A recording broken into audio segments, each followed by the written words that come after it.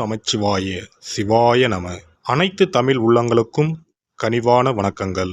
ஏதிலும் துடிப்புடன் செயல்படும் விருச்சிக ராசி அன்பர்களே, இதுவரை சத்ருஸ்தானமான 6ஆம் ராசியில் இருந்து வந்த குரு பகவான் சித்திரை மாதம் 18ஆம் நாள் முதல் களத்திரஸ்தானமான 7ஆம் வீட்டில் சஞ்சாரம் செய்ய இருக்கின்றார். களத்திரஸ்தானத்தில் இருக்கின்ற குரு தான் நின்ற ராசியில் இருந்து 5ஆம் பார்வையாக கன்னி ராசியான லாபஸ்தானத்தையும், 7ஆம் பார்வையாக விருச்சிக ராசியான ராசிஸ்தானத்தையும், 9ஆம் பார்வையாக மகர ராசியான சகோதரஸ்தானத்தையும் பார்வையிட இருக்கின்றார். குரு பகவான் 5ஆம் பார்வையாக லாபஸ்தானத்தை பார்ப்பதால் தொழில் சார்ந்த துறைகளில் பொறுப்புகளும் அதிகாரங்களும் மேம்படும், சேமிப்புகளை மேம்படுத்துவதற்கான வாய்ப்புகள் உண்டாகும். மூத்த உடன்பிறப்புகள் ஆதரவாக இருப்பார்கள். சமூக பணிகளில் மேன்மை உண்டாகும். இணையம் தொடர்பான துறைகளில் திறமைகளை வெளிப்படுத்துவீர்கள். குரு பகவான் 7ஆம் பார்வையாக ராசிஸ்தானத்தை பார்ப்பதால் மனதளவில் இருந்து வந்த குழப்பங்கள் நீங்கி தெளிவு ஏற்படும்.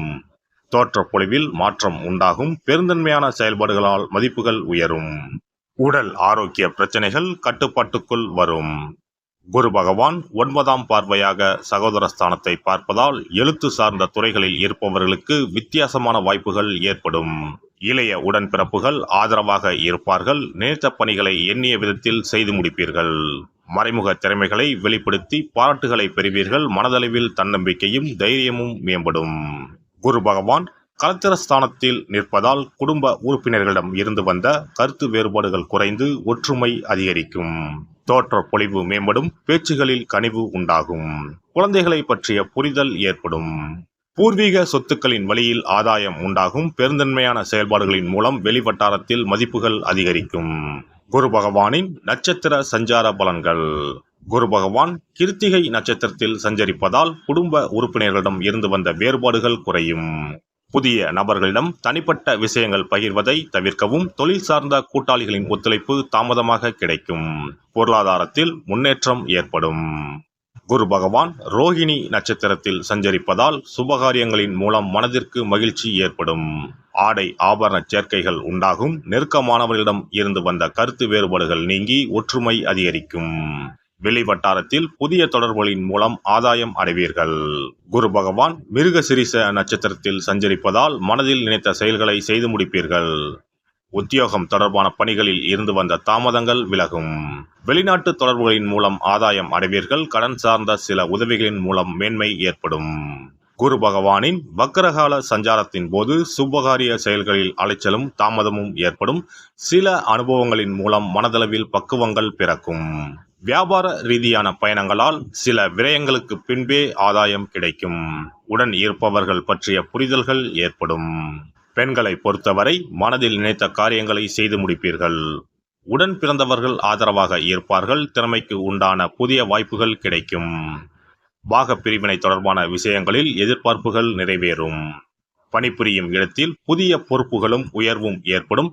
வாழ்க்கை துணைவர் வழியில் ஆதரவு கிடைக்கப் பெறுவீர்கள். மாணவர்கள் தனிப்பட்ட திறமைகளை வெளிப்படுத்தி பாராட்டுகளை பெறுவீர்கள்.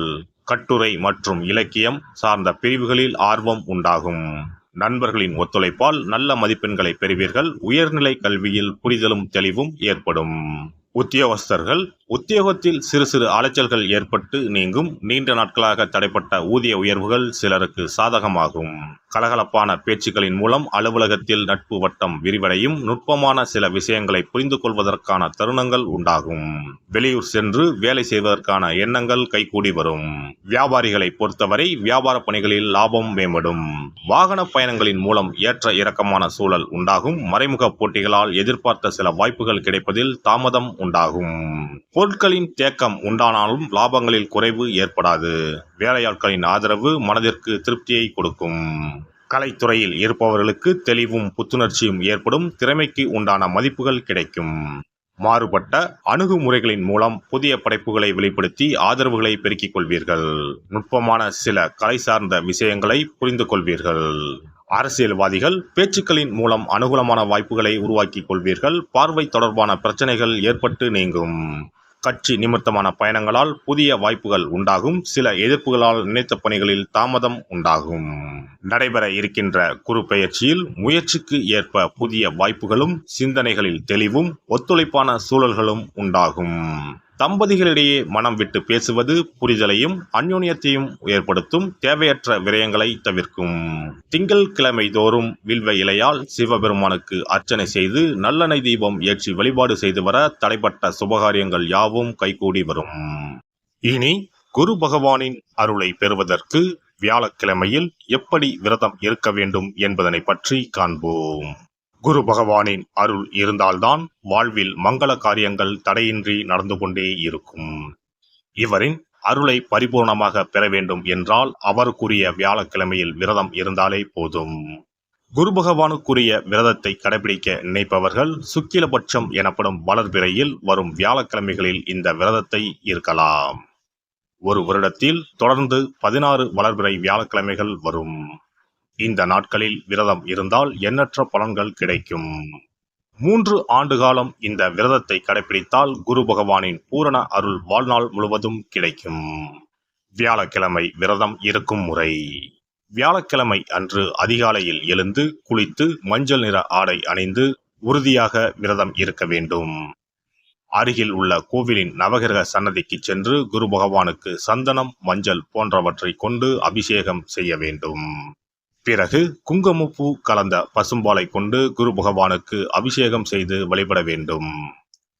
மஞ்சள் நிற பூக்கள் சாற்றி மஞ்சள் நிற இனிப்புகளை நைவேத்தியம் செய்து வழிபட வேண்டும். மாலை நேரத்தில் மஞ்சள் நிற இனிப்புகள், ஆடைகள் போன்றவற்றை வறுமை நிலையில் இருப்பவர்களுக்கு தானமளிப்பது நல்லது. இரவில் உப்பு சேர்க்காத உணவை சமைத்து சாப்பிட்டு வியாழக்கிழமை விரதத்தை நிறைவு செய்யலாம். குரு பகவானை வழிபடும் முறை. குரு பகவானுக்கு தேங்காய் எண்ணெய், நல்லெண்ணெய், நெய் ஆகிய 3ஐயும் கலந்து விளக்கேற்ற வேண்டும். குரு பகவானுக்கு ஏற்றப்படும் விளக்குகளின் எண்ணிக்கை 11 அல்லது 21 இருப்பது சிறந்தது. குரு பகவானுக்கு பிடித்த மலர்கள் முல்லை, மல்லிகை. ஆகையால் அவருக்கு முல்லை அல்லது மல்லிகை மாலையை அணிவித்து கொண்டை கடலையை படைத்து வழிபடுவது சிறந்தது. வியாழக்கிழமை தோறும் சிவன் கோவிலுக்கு சென்று குரு பகவானுக்கு அர்ச்சனை அல்லது கற்பூர ஆரத்தி செய்து வணங்கி வருவது நல்லது. ஆலயங்களில் நவகிரக மூர்த்திகளிடையே உள்ள குருவுக்கு வியாழன் அன்று கொண்டை கடலை மாலை சாற்றி முல்லைப்பூ, சாமந்திப்பூ மற்றும் மஞ்சள் நிற மலர்களால் அர்ச்சித்து வழிபடுவது நன்மை தரும். வியாழக்கிழமை தோறும் கொண்டை கடலை, சுண்டல், மஞ்சள் வாழைப்பழம், தேன், சர்க்கரை, கற்கண்டு மற்றும் இதர இனிப்பு பொருட்கள் இவற்றில் ஏதேனும் ஒன்றை நைவேத்தியமாக படைத்து வழிபட வேண்டும். குரு பகவானுக்குரிய வளர்பிறை வியாழக்கிழமை விரதத்தை முறையாக மேற்கொள்பவர்களுக்கு வாழ்வில் பல யோகங்கள் ஏற்படும். சரியான காலத்தில் திருமணம் நடக்கும். ஜாதகத்தில் குரு கிரக தோஷம் இருப்பவர்கள் இந்த விரதத்தை கடைபிடித்தால் தோஷங்கள் நீங்கும். தொழில் வியாபாரங்களில் சரியான வருமானம் இல்லாதவர்கள், குடும்ப பொருளாதார நிலை சிறப்பாக இல்லாதவர்கள் இந்த விரதத்தை மேற்கொள்வதால் குரு பகவானின் அருள் கிடைக்கப்பெற்று தொழில் வியாபாரங்களில் செல்வ வளம் பெருகும். எல்லாம் வல்ல இறையருளால் நீங்களும் உங்கள் அன்பு குடும்பமும் உடல் நலம், நீலாயுள், நிறை செல்வம், உயர் புகழ், மெய்ஞானம் ஓங்கி வாழ்க வளமுடன். இந்த வீடியோ பதிவு உங்களுக்கு பிடித்திருந்தால் லைக் பண்ணுங்க, கமெண்ட் பண்ணுங்க, ஷேர் பண்ணுங்க, மறக்காம சப்ஸ்கிரைப் பண்ணுங்க, பக்கத்துல இருக்கிற பெல் பட்டனை கிளிக் பண்ணுங்க. நன்றி, வணக்கம். ஓம் நமச்சிவாய. சிவாய நம.